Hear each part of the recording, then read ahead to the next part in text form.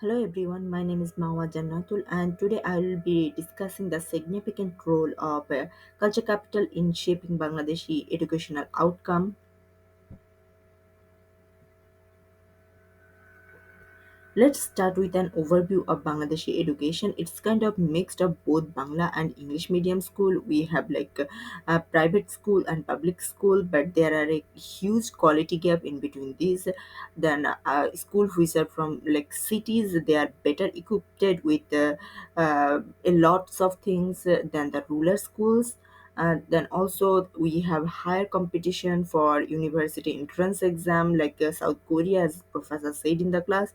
Then we have like a strong belief in meritocracy. uh, it's like of the idea that student success through efforts, but as we will see, resources are not equally available to all. So what exactly is culture capital? It refers to all those non-financial asset that support academic success. There are three main type embodied. These are skills, habit, and confidence that are individual acquires. Then objectified, these are include physical possessions like books or access to learning tools. Then industrialized, this refers to the formal recognition like a degree or something like reputation of a school. Now let's connect this to Bangladeshi context. We often see that students from wealthy or urban families are trained to speak better English. I mean, their English is good. It's kind of like they have because uh, private tutor, and they also exude confidence from themselves. Then, in contrast, if we speak, a student from rural or middle class families are often has less exposure to book. They are kind of weaker in English. Then their skills are kind of weak, and also they are lower on confidence. Unfortunately, teachers can sometimes uh, unconsciously, maybe or consciously, favor those students who possess higher culture capital. I would like to share a bit of my own experience. I studied in a Bangla medium government school, and my access to book or extracurriculum activities was quite limited. It's almost like it's zero.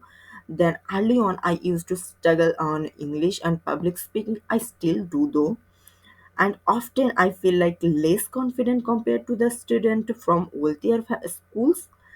Then, despite achieving good exam scores, I personally feel that I lack of culture frequency. And I observed a few things around me, like beyond my own experience. Uh, English medium schools are frequently lead to culture and debate programs, and those who join coaching centers and clubs are often have better presentation skills.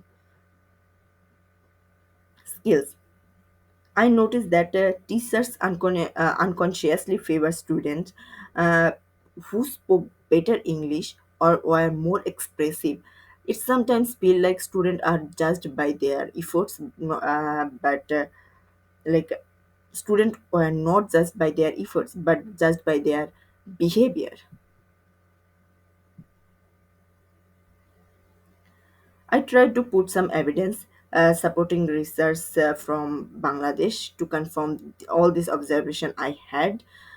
For example, in Prague 2019 report, they published a report, and we can see that they write students with high culture capability has a capital are more likely to enter private university than UNICEF in 2022 highlight that as culture capital in social barriers hinder rural girls more than boys. It was in Bangladeshi concept. Then the Daily Star reported. Daily Star is a newspaper in my home country. reported in 2021 that English speaking ability gives students a significant edge in university admission than Prothomalo. It's another newspaper. In 2022, noted that poor children are left behind in performance due to low parental education or culture exposure. For further evidence of these gaps include finding from BITS, which shows that students from graduate family perform better in schools assignments mainly than the Ittikaf newspaper in 2022 highlight that rural students tend to drop out earlier due to uh, low confidence and social exclusion.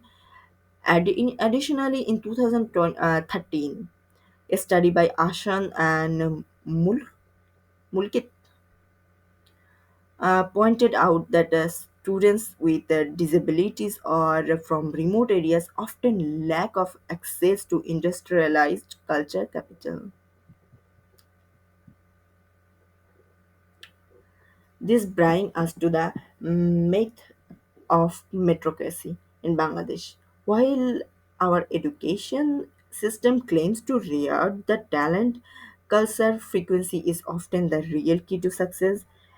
Access to the crucial culture tools like English proficiency or David training or unevenly these are unevenly distributed. Exam performance therefore is a significantly shaped by access to culturally rich environments.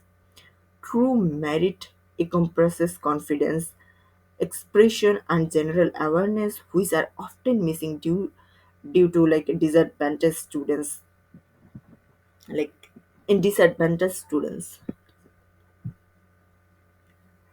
So, what can we do to bridge this gap? We can introduce David then drama or public speaking in government school to build this skill. Training teacher, we can train teacher on culture basis, promote individual behavior and crucial. We can also set up reading clubs and a confidence building program, which will empower students, and then we can collaborate with NGOs to support students with less culture capital. And finally, making an English and general knowledge education a core part of early schooling can provide a strong foundation. These are already examples of positive senses in action. Bragg School, it's kind of a school branch in our country, for instance, focus on leadership and participation for all the students. Then Bishwa Sahitya Kendra actively promotes reading habits in undeserted area, and the Jago Foundation provides digital and soft skill training to unprivileged children. And then some public school,